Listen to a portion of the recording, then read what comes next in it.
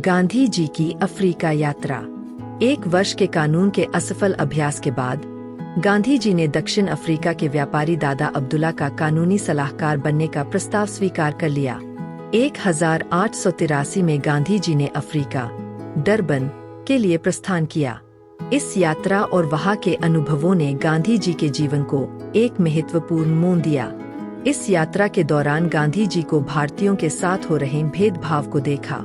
ऐसी कुछ घटनाएं उनके साथ घटित हुई जिससे उन्हें भारतीयों और अश्वेतों के साथ हो रहे अत्याचारों का अनुभव हुआ। जैसे 31 मई 1883 को प्रिटोरिया जाने के दौरान प्रथम श्रेणी की टिकट के बावजूद उन्हें एक श्वेत अधिकारी ने गाड़ी से धक्का दे दिया और उन्होंने ठिठुरते हुए रात बिताई क्योंकि वे किसी से पुनः अपमानित होने के डर से कुछ पूछ नहीं सकते थे।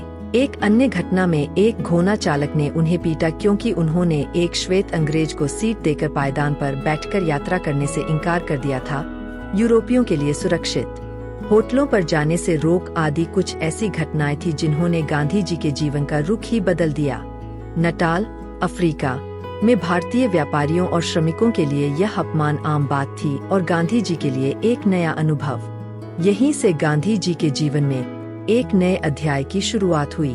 गांधी जी ने सोचा कि यहाँ से भारत वापस लौटना कायरता होगी। वहीं रहकर इस अन्याय का विरोध करने का निश्चय किया। इस संकल्प के बाद वे अगले 20 वर्षों 1893 से 1894 तक दक्षिण अफ्रीका में ही रहे और भारतीयों के अधिकारों और सम्मान के लिए संघर्ष किया। दक्षिण अफ्रीका में संघर्ष का प्रथम चरण 1884 से 1904। संघर्ष के इस प्रथम चरण के दौरान गांधी जी की राजनैतिक गतिविधियां नरम रही। इस दौरान उन्होंने केवल सरकार को अपनी समस्याओं और कार्यों से संबंधित याचिकाएं भेजते थे। भारतीयों को एक सूत्र में बांधने के लिए 22 अगस्त 1894 में नेटाल भारतीय कांग्रेस का गठन किया। इंडियन ओपिनियन नामक अखबार के प्रकाशन की प्रक्रिया शुरू की। इस संघर्ष को व्यापारियों और वकीलों के आंदोलन के नाम से जाना जाता है। संघर्ष का दूसरा चरण। अफ्रीका में संघर्ष के दूसरे चरण की शुरुआत 1906 में हुई।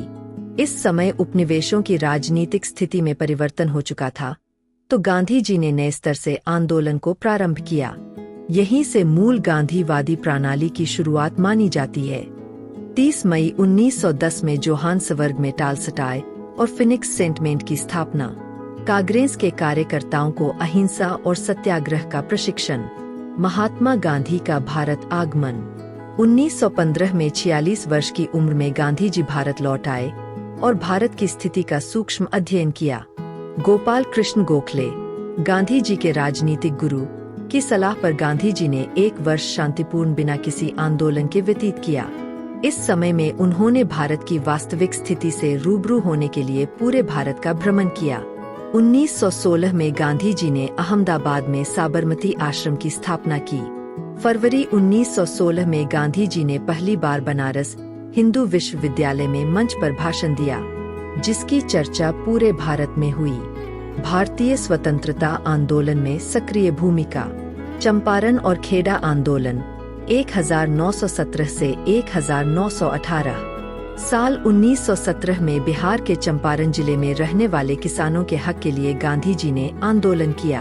यह गांधी जी का भारत में प्रथम सक्रिय आंदोलन था, जिसने गांधी जी को पहली राजनीतिक सफलता दिलाई।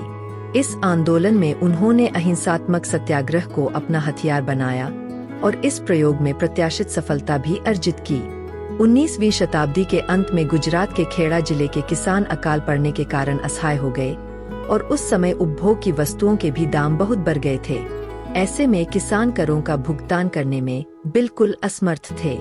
इस मामले को गांधी जी ने अपने हाथ में लिया और सर्वेंट ऑफ इंडिया सोसाइटी के सदस्यों के साथ पूरी जांच पड़ताल के बाद अंग्रेज सरकार से बात की और कहा कि जो किसान लगान देने की स्थिति में है, वे स्वतः ही दे देंगे बशर्ते सरकार गरीब किसानों का लगान माफ कर दे। ब्रिटिश सरकार ने यह प्रस्ताव मान लिया और गरीब किसानों का लगान माफ कर दिया। 1918 में अहमदाबाद मिल मजदूरों के हक के लिए भूख हड़ताल। 1918 में अहमदाबाद के मिल मालिक कीमत बढ़ने के बाद भी 1917 से दिए जाने वाले बोनस को कम बंद करना चाहते थे। मजदूरों ने मांग की बोनस के स्थान पर मजदूरी में 35% की वृद्धि की जाए, जबकि मिल मालिक 20% से अधिक वृद्धि करना नहीं चाहते थे।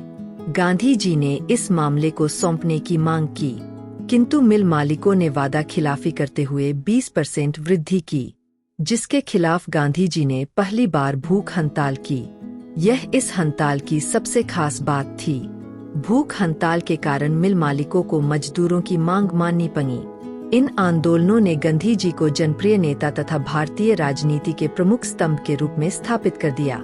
खिलाफत आंदोलन 1919 से 1924 तुर्की के खलीफा के पद की दोबारा स्थापना करने के लिए देश भर में मुसलमानों द्वारा चलाया गया आंदोलन था। यह एक राजनीतिक धार्मिक आंदोलन था जो अंग्रेजों पर दबाव डालने के लिए चलाया गया था। गांधी जी ने इस आंदोलन का समर्थन किया। इस आंदोलन का समर्थन करने का मुख्य उद्देश्य स्वतंत्रता आंदोलन में मुस्लिमों का सहयोग प्राप्त करना था। असहयोग आंदोलन 1919 से 1920 प्रथम विश्व युद्ध 1914 से 1918 के दौरान प्रेस पर लगे प्रतिबंधों और बिना जांच के गिरफ्तारी व आदेश को सर सिडनी रोलेट की अध्यक्षता वाली समिति ने इन कड़े नियमों को जारी रखा, जिसे रोलेट एक्ट के नाम से जाना गया, जिसका पूरे भारत में व्यापक स्तर पर विरोध हुआ। उस विरोधी आंदोलन को असहयोग आंदोलन का नाम दिया गया। असहयोग आंदोलन के जन्म का मुख्य कारण रोलेट एक्ट और जलियांवाला बाग हत्याकांड 1919 था। गांधी जी अध्यक्षता में 30 मार्च 1919 और 6 अप्रैल 1919 को देशव्यापी हड़ताल का आयोजन किया गया। चारों तरफ देखते ही देखते सभी सरकारी कार्य ठप हो गए। अंग्रेज अधिकारी इस असहयोग के हथियार के आगे बेबस हो गए। 1920 में गांधी जी कांग्रेस के अध्यक्ष बने और इस आंदोलन में भाग लेने के लिए भारतीय जनमानस को प्रेरित किया। गांधी जी की प्रेरणा से प्रेरित होकर प्रत्येक भारतीय ने इसमें बढ़-चढ़ कर भाग लिया। इस आंदोलन को और अधिक प्रभावी करने के लिए और हिंदू मुस्लिम एकता को मजबूती देने के उद्देश्य से गांधी जी ने असहयोग आंदोलन को खिलाफत आंदोलन से जोड़ दिया।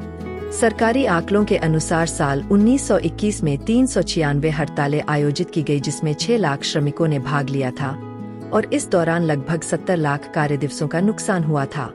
विद्यार्थियों ने सरकारी स्कूलों और कॉलेजों में जाना बंद कर दिया, वकीलों ने वकालत करने से मना कर दिया और श्रमिक वर्ग हड़ताल पर चला गया।